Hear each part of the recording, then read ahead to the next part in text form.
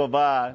Escobar. Menos uma coisa em comum, né? Entre o Popstar e o esporte, o Escobar saiu, mas temos muitos outros craques. Quem você vai torcer agora? Não tem mais Escobar? Eu tô escolhendo ainda, também me sinto um pouco traíra, entendeu? Torcendo pra alguém agora. Eu torcer pro Rafael Cortez, também foi eliminado. Eu torço pra Fernanda Lima, agora né? Agora vou torcer pro André Frateschi. Vai, André! Escolhi, eu sou um cara que gosta de torcer. Eu torço pra Fernanda Lima mesmo pra conduzir o programa de uma forma maravilhosa. Eliminatórias e Copa do Mundo é fácil escolher, a gente sempre torce pro Brasil e o Brasil contra o Equador chegou à 9ª vitória consecutiva nas eliminatórias sob o comando do Tite, uma campanha simplesmente, não, realmente impecável, né? Impecável e rentável também, ó, porque o valor de mercado da equipe disparou com as boas atuações e, claro, também com a vaga antecipada para a Copa. Podia ser qualquer cidade, mas aqui há espaço para saudade, para nostalgia. Não importa para quantos portos a carreira o levou. Estou vindo para minha terra e estou mais pressionado ainda, porque quando a gente vem para a terra onde é da gente, tem um outro componente a mais ainda. Estar em Porto Alegre será sempre algo marcante para um técnico que virou ídolo de todas as torcidas. Estádio Olímpico. A ex-casa do Grêmio foi palco de inúmeras partidas históricas no futebol brasileiro. E também faz parte da vida do técnico Tite. Lá, ele conquistou seu primeiro título de expressão nacional comandando o Caxias, o Campeonato Gaúcho de 2000. 17 anos atrás. Então, um treinador desconhecido ganhava minutos de fama e começava a pavimentar o futuro no próprio tricolor gaúcho, derrotado naquela ocasião. O Grêmio me ajudou muito, abrindo as portas para um gringo do interior que vinha para treinar um grande clube com grandes estrelas, e ele apostou e sustentou. Ele é Antônio Carlos Verardi, ex-dirigente do clube. Aos 82 anos, foi homenageado por Tite antes de um treino. Os últimos dias foram como um bonito filme passando pela cabeça de Tite. E essa imagem simboliza como ele estava se sentindo momentos antes de enfrentar o Equador, já na nova e moderna casa do Grêmio. Mesmo com a seleção classificada, contando com todos os principais jogadores, com o seu trabalho perto dos 100% de aprovação, havia uma energia diferente. Quase perdeu a voz. A grandeza da seleção, mas a família no estado onde tu é criado, ela te traz um peso maior. E eu estava nesse peso, estava tentando ficar natural ali. A emoção e a sinceridade são traços da personalidade do homem que transformou a trajetória da seleção nas eliminatórias. 9 jogos, 9 vitórias. Assumiu em 6º lugar, levou a liderança 11 pontos à frente do 2º lugar. Em um ano, foi capaz de conquistar a vaga para a Copa antecipadamente e mudar opiniões sobre a atual geração dos jogadores brasileiros. Muitos deles eram super contestados.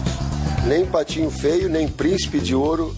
Mas esse equilíbrio não existe na atual bolsa de valores do futebol mundial. Vivemos uma época de cifras estratosféricas, que inclusive nos permite escrever seleção brasileira assim. Daniel, você tem ideia de quanto vale a seleção brasileira hoje? Eu acredito que vale bastante. Nem imagino. É difícil imaginar mesmo. De acordo com um site que avalia o mercado da bola, os 11 titulares com Coutinho valem 2 bilhões 189 milhões de reais. Vou repetir. 2 bilhões e 189 milhões de reais. A quantia é muito alta, né? Realmente é um valor muito alto, mas acho que vale pelos jogadores que temos. Eu acredito que é uma quantia pouca pelos valores que tem. Volto a insistir, os valores que existem aqui dentro dessa seleção, mas eu acredito que aqui dentro o grupo é bem mais valioso que isso.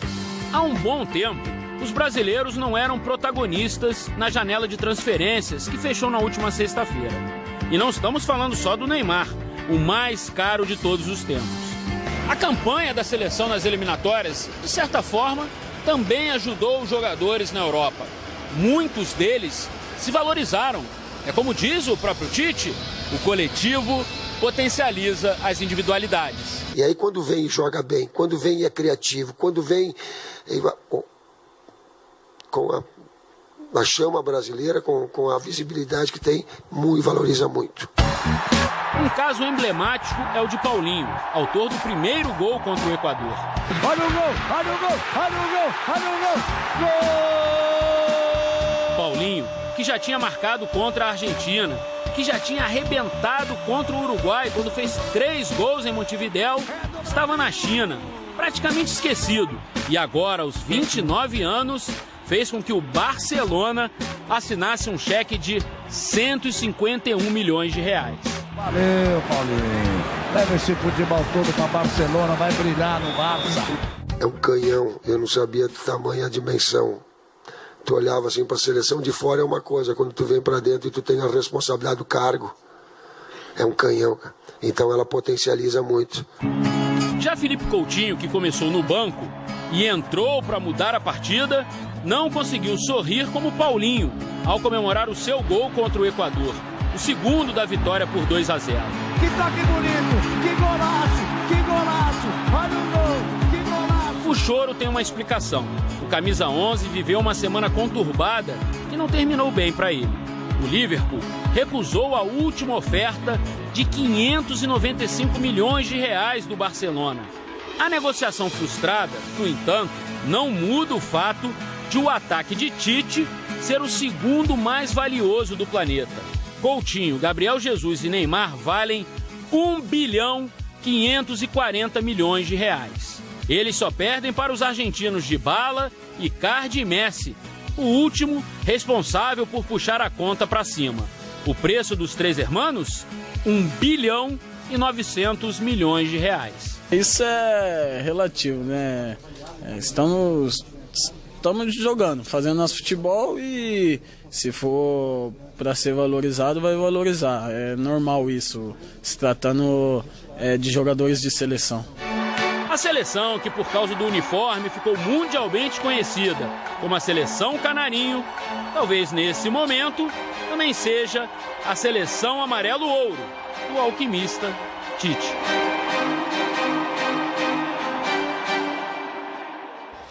Ó, um desafio. Vai lá.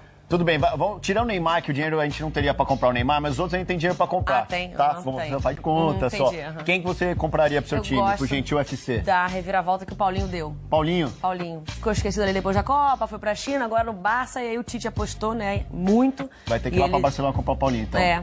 Eu achei, nem o dedinho do pé esquerdo do Paulinho eu consigo comprar. Não dá. Não tava, pelos valores que a gente viu aí, né? Quer saber? Ou você não vai perguntar?